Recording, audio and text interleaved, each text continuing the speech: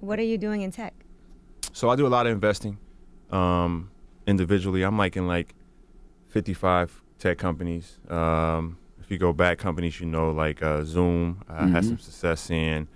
It's a company called PagerDuty. You might not be familiar with, but it's a SaaS company, which is enterprise. And anytime your app breaks down, they're the ones who get it right back up to work, right back up to speed. Coinbase, Robinhood. It started with out of fear. You do a lot of things out of fear, and that's just trying to protect all your assets and everything you had. And my business partner Rudy Klein Thomas is open up an E-Trade account. This was 2008, and from there I started investing in tech stocks, and I did a lot of growth in the public markets. So now I was like, what's this world called the private markets? He goes out to Silicon Valley, starts doing some research. Then I end up playing for the Warriors. We start cold emailing VCs, and it's like, what is this private world? And it's like, you're investing in a company when it's valued at $9 million in a Series A, and now the company like an Airbnb or like Stripe is valued at $100 billion. But if you invested at $9 million, 50,000, multiply whatever that growth is, your 50,000 turns into 50 million. And then you learning how businesses grow, and then you learning how is a guy able to buy a whole sports team by himself?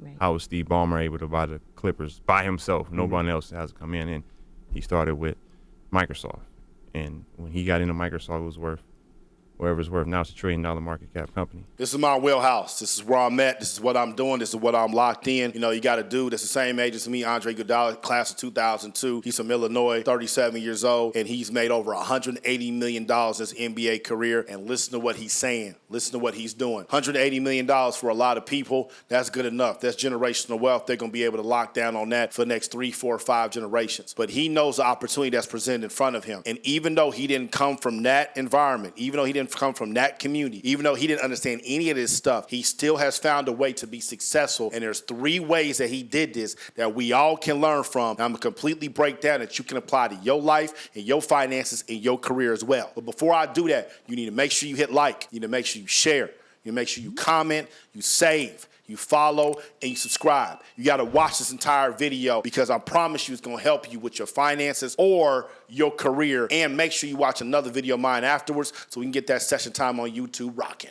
My ducks, my swans, welcome to the pond. My name is Dorian from Group82University.com, and right here we got Andre Iguodala talking about how he was invested in 55 tech startups. No fluff, get right to it. Number 1, he overcame fear. You hear what he said? Got his NBA money, was doing a typical NBA lifestyle, but he knew that he didn't want to be one of those guys that's on the ESPN 30 for 30 broke talking about what happened to him and his money. So because of that, he started talking to people about how can I protect my assets? How can I protect my family? He had a business partner that he mentioned in here who was already reaching out to people in Silicon Valley, because the business partner was already thinking like that. Why don't you get your money invested in some of these tech companies that are bubbling during the 2000s? He was very fortunate to get on the Golden State Warriors, who is a team that is right in the middle of Silicon Valley. And when he got there, Steph Curry redefined basketball as we know it. You got somebody like Draymond Green, who we all can relate to, especially from the Midwest. And you got Klay Thompson, who's a guy that, is just super friendly, that nobody really gets mad at. Everybody loves Klay. So it developed this entire marketing campaign around the Warriors. They were extremely good. And you had all these rich people in Silicon Valley who were coming to the Warriors games. And he was one of the Warriors players. So therefore, he was getting access to these guys at an extremely high level, because you only fear something when you don't know it. I feel like that dude off of Coach Carter, light-skinned dude with the fro. Our deepest fear is not that we are inadequate. Our deepest fear is that we are powerful beyond measure. It is our light, not our darkness, that most frightens us. I can't even think of the speech. Y'all know what I'm talking about. Shout out to Coach Carter, one of my favorite basketball movies. But the only way you can get out of fear of not knowing is if you go know. And you know by educating yourself, by having conversations and putting time into becoming better in whatever it is that you're fearful about, which is exactly what Andre Iguodala did, which is exactly what a lot of y'all need to do with whatever your career is. Study as much as you possibly can, and you will start seeing that fear dissipate. The second thing that I really want you to take away from this clip that Andre Iguodala Iguodala talked about when he invested in his 55 tech startups is that he sent out cold emails, him and his business partner. Now, a lot of people are scared to do this. I wouldn't suggest doing it as much as in the last era of the mid-2000s because social media wasn't as prevalent then. Everybody did have an email. If you approach people the right way on email, you got a lot of responses. Now we get so much spam, and if somebody does email you, what's the first thing you do if they talking about some business deal? You gonna go to their social media. What's your Instagram talking about? What's your YouTube talking about? What's your LinkedIn talking about? Do you have social proof? But to have the fear to cold email shows how serious he is. I had to do the exact same thing when I wanted to get into college basketball. I sent out 2,000 cold emails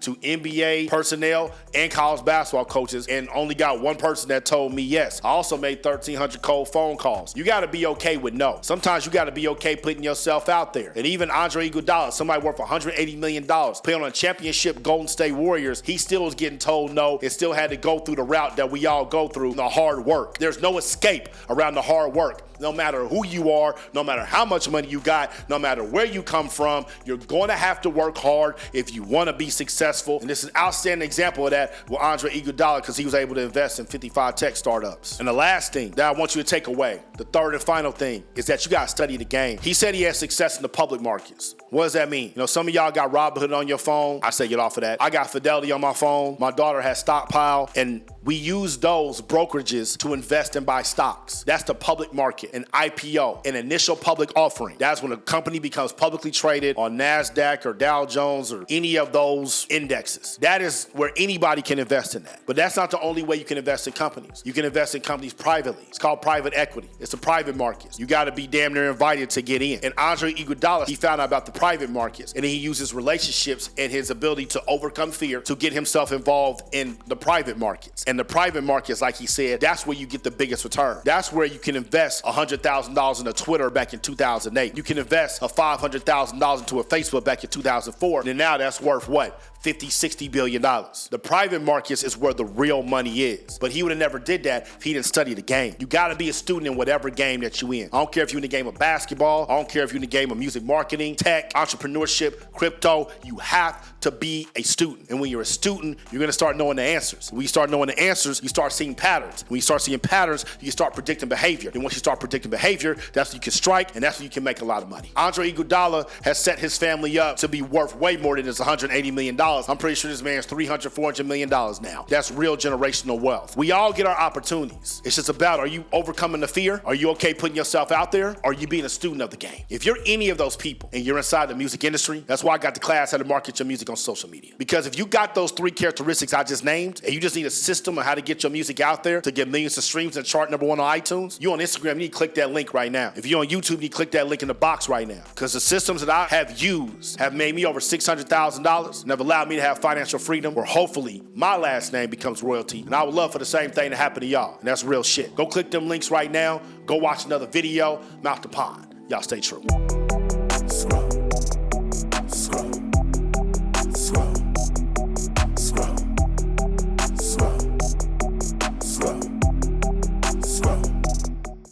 Group82University.com.